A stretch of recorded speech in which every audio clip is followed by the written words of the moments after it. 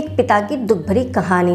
5:30 बजे ऑफिस खत्म होने के बाद घर जाने के लिए मैं अपना टिफिन उठा ही रहा था कि दोस्त का फ़ोन आ गया, जिसने मुझे राजा रानी बड़ा पाव की शॉप के सामने मल्हार में रुकने के लिए कहा था। उसे कुछ शॉपिंग करनी थी, इसलिए उसने कहा था कि तुम रुकना, हम दोनों साथ में शॉपिंग करने जाएंगे। मैंने माँ को फ़ोन किया कि माँ, मैं आज थोड़ा सा लेट हो जाऊँगा, आप मेरी चिंता मत करना। और मैं मल्हार पहुँच गया। शॉप के पास पार्किंग के लिए एंगल लगाई गई थी। मैं उन्हीं पर चढ़कर बैठ गया, अपने दोस्त का इंतज़ार करने लगा। 70-72 साल के बुजुर्ग आदमी, आंखों पर मोटे कांच वाले चश्मे, मैली धोती, मैला कुर्ता पहने मेरे पास आए। क्योंकि मैं लोहे के एंगल पर तो 3 फीट ऊंचाई पर बैठा था, उन्होंने मेरे घुटनों को छूकर मुझसे बोला, बेटा एक बड़ा पाव दिला दोगे क्या? बहुत ज़्यादा भूख लगी है। मैंने जब उस बूढ़े आदमी की तरफ देखा तो वह मुझे रोजाना दिखने वाले भिखारियों की तरह नहीं लगे। उन्हें देखकर भी ऐसा नहीं लग रहा था कि वह रोज भीख मांगते होंगे। मैंने अपनी जेब से 50 रुपये निकाले और मैंने अंकल से कहा कि अंकल, आपको भूख लगी होगी, यह लीजिए 50 रुपये और कुछ खा लीजिए। बुजुर्ग ने कहा कि नहीं बेटा, पैसे मत दो, बस एक बड़ा पाव लाकर दे दो, इतना बस है मेरे लिए।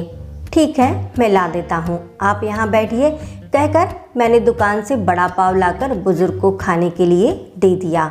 बुजुर्ग नीचे बैठकर बड़ा पाव खाने लगे।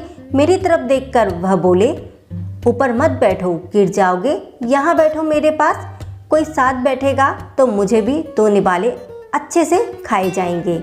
मैं उनका कहना टाल नहीं पाया और उनके साथ ही बैठ गया। फिर मैंने ऐसे ही उनसे सवाल करना शुरू किया, अंकल जी, आप कहाँ से आए हैं और कहाँ जाएंगे? आप यहाँ किससे मिलने आए हैं? मैं नागपुर से आया हूँ, एक छोटे से गांव में रहता हूँ। यह मुंबई में मेरा एक तुम्हारी उम्र का बेटा है, वह एक बड़ी कंपनी में इंजीनियर है, उससे मिलने आया हूँ।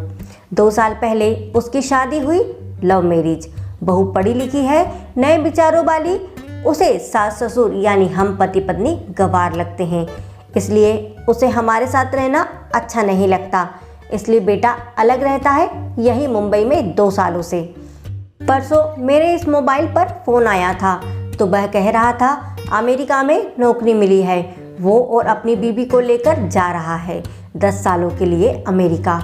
यह मुंबई में था तो 6 महीने में एक बार आता था हम बूढ़े बूढ़ी से मिलने के लिए। अब इतनी दूर परदेश में जा रहा है, एक बार मिलने के लिए आ जाओ बोला तो बोला अब समय नहीं बचा है, परसों फ्लाइट में बैठकर जाना है, कहता है अब 10 साल के लिए जा रहा है, पता नहीं हम तब तक जिएंगे या मरेंगे, इसलिए सोचा कि खुद ही उसे जाकर मिल लेता हूँ।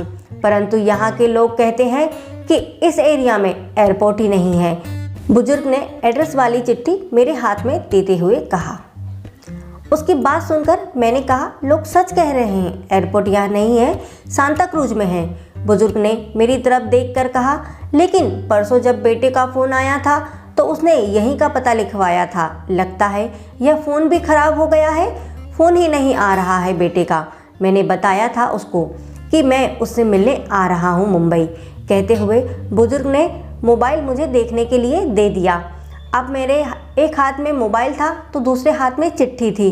मैंने मोबाइल का बटन दबाकर देखा, मोबाइल अच्छे से चल रहा था और मोबाइल में नेटवर्क भी पूरी तरह आ रहा था। मैंने उनसे पूछा, आपने नहीं लगाकर देखा बेटे को फ़ोन?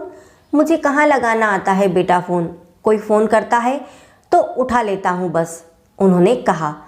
मैंने रिसिप्ट कॉल में जाकर आखिरी आए नंबर पर कॉल किया। 2 रिंग बजने के बाद कॉल कट कर दिया गया। मैंने एड्रेस की चिट्ठी खोलकर देखा, उसमें जहां हम बैठे थे वहीं का एड्रेस लिखा हुआ था, यानी कि जानबूझकर गलत एड्रेस दिया गया था।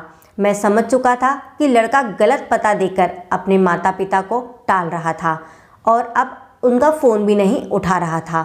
मुझे यह भी मालूम पड़ चुका था कि वह जिस प्लेन में सवार हो चुका है वह प्लेन कभी भी उसके माँ बाप के दिशा में उड़ने वाला नहीं है। जब तक मेरा दोस्त वहां आ गया और बोला, चलो शॉपिंग करने चलते हैं, मैंने उसे 2 मिनट रुकने के लिए कहा और मैं बुजुर्ग की तरफ देखकर सोच में पड़ गया।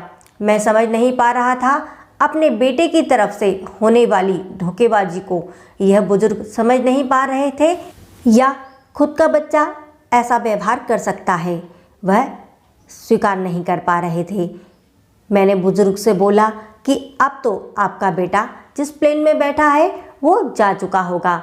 मुझे नहीं लगता कि अब आपकी मुलाकात उससे हो पाएगी, इसलिए अच्छा होगा कि आप वापस अपने घर लौट जाएं और आंटी भी आपका इंतज़ार कर रही होगी। मेरी बातें सुनते ही अगले ही क्षण उनकी आंखें भर आई। अगले ही पल वह मेरी तरफ देखने लगे। भाड़े के पैसे देते हुए मैंने उनके हाथों में एक डिब्बा देखा। मैंने अंकल से पूछा, अंकल इस डिब्बे में क्या है? इस डिब्बे में मोतीचूर के लड्डू हैं, मेरे बेटे को बहुत पसंद है। उसकी माँ ने खुद मोतीचूर के लड्डू बनाकर उसके लिए भेजे हैं, बुजुर्ग ने कहा। किसी ने जैसे खंजर से मेरे दिल को चीरकर मेरे अंतर्मन को लहूलुहान कर दिया हो, ऐसे मेरी हालत हो गई थी। मैं निशब्द होकर बुजुर्ग की तरफ देख रहा था। भाई चलना, देरी हो रही है। मेरे दोस्त की आवाज़ मेरे कानों में पड़ी तो मुझे होश आया। ऐसे ही उस भीड़ में उसके पीछे पीछे चलने लगा। घर जाकर मैं आधी रात तक सो नहीं पाया।